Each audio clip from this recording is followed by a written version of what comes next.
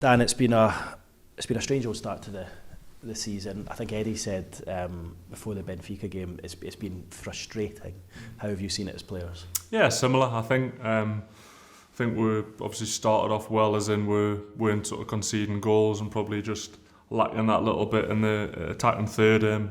But yeah, patchy. I think we've probably not really started as well as we would have liked. I think you're seeing bits in games and sort of the odd game where I feel as if that's the way that we do things, but I think we're just lacking that bit of consistency at the minute. Would you put that down to? Is that due to the increased games, the Champions League? Is it the kind of the changes over the summer? And I suppose it feels like there's maybe been a little bit of a hangover from everything that went on at the club over the summer. Yeah, I think so. I think probably a combination of everything, really. I think the sort of thing for us with the Champions League is that we can't have it where the Champions League games or the games that we'll get up for and then we'll go back to Premier League games and we can't sort of hit that motivation level again. So I think that's something that we're constantly trying to learn and be better with, because that's how I feel like the top teams, I've said it before, like the Cities and teams like that, it just doesn't matter who they play, they hit that certain level. And as well, I think like we've had a sort of changeover of some players. I think you obviously Sven and Malik have played quite a few games now together. I think that takes a little bit of rhythm, and Nick coming in, we've probably changed the way that we play a little bit, and players in different positions. So I think it is probably a combination of everything, but I think we're positive about it. We know that it's just going to take some time. Jose Mourinho during the week after the game said he was up against a team of giants. I'm guessing he's talking about yourself and Sven. Obviously Nick's massive himself, or both the big Nicks. It's a pretty big physical side you've got at the moment, isn't it? Yeah, it is, and I think it's like a sort of big advantage. I think if you even set pieces, I know we've brought in Martin Mart, the set piece coach, and XG wise, we're top of everything. We just can't really turn them into goals at the minute. But I feel as if you're creating the chances and you're hitting the right areas, that'll come. Obviously, I'm now a class long throw taker as well, so something I've added to my game. But yeah, I think will come within time, definitely. When we talk about the left back position, obviously when you've played for England recently, it's been at centre back. Is there any concerns, worries from your part that might work against you with England if you're playing left back for Newcastle? No, I don't think so. I think the manager knows there that I can play centre half, and that's where I got picked. But I think it probably helps a little bit that I can cover in that position. And I think as long as I'm playing regularly. Listen, that's something I'd probably have to ask him, but for me, I feel as if I'm playing regularly, and I can. I've done it before where I've played a couple of games centre half, moved to left back for games, so I feel like I'm quite adaptable at doing that. So it's nothing that's concerning us at the moment. And obviously, you're still within it all, so it's probably difficult for you to get too high on things. But just how magical has that been at this stage of your career, the twilight of your career, getting involved with England, and from the outside looking in, it feels like you're a part of the furniture now. Yeah, no, listen, I wouldn't quite say I'm part of the furniture. I'm still ticking off the camps as they go.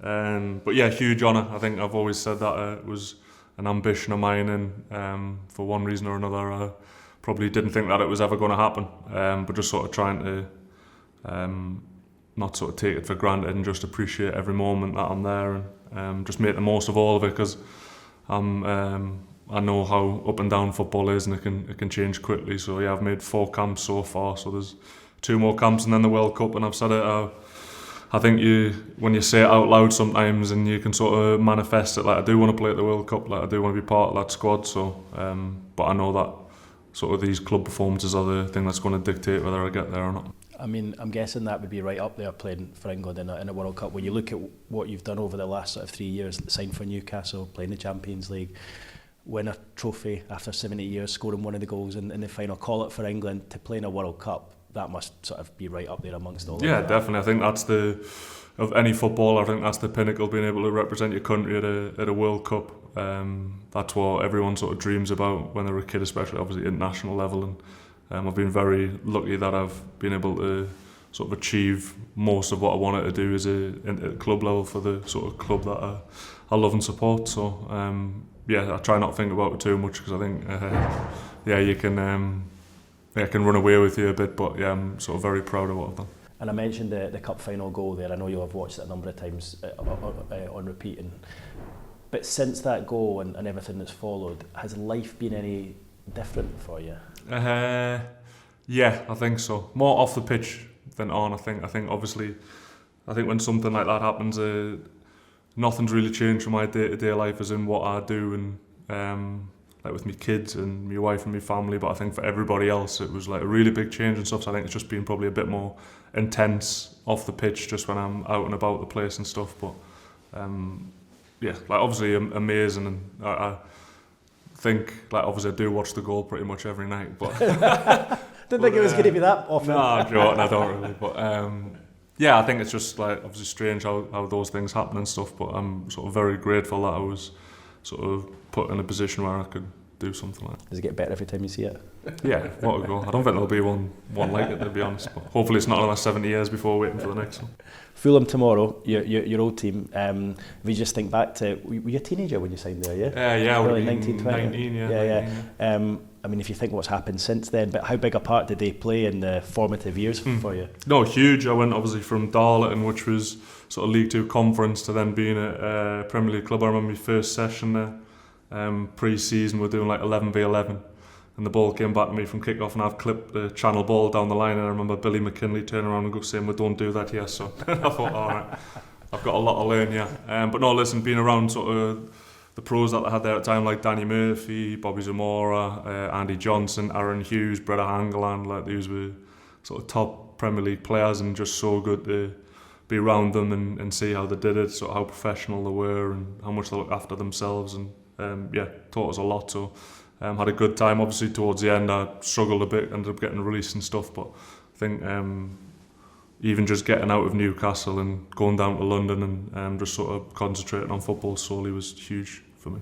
And I just want to ask you one on, we mentioned Big Nick earlier, Woltemade. He's a very unusual sort of striker, but what has he been like to train with, play with, and what's he been like amongst the group? Because he looks like a bit of a character. Yeah, he is. Yeah, I feel like that with the Germans anyway. All the German lads that I've played with are like quite funny, like in their own way, like got quite a dry sense of humour. So yeah, no, he's fitting at the group really well, and I think you've seen it. He's not sort of a traditional big sort of tall player. Like me and him are quite similar with how good we are with feet and stuff. So, but no, the way he comes in and links up, the sort of tidy little touches that he does, he's made a really good impression, and just really happy for him, because I know that there was probably a lot of pressure when he first came. Loads of people talking about the price tag and stuff, but I feel like he's settled straight in and he's scoring goals. So.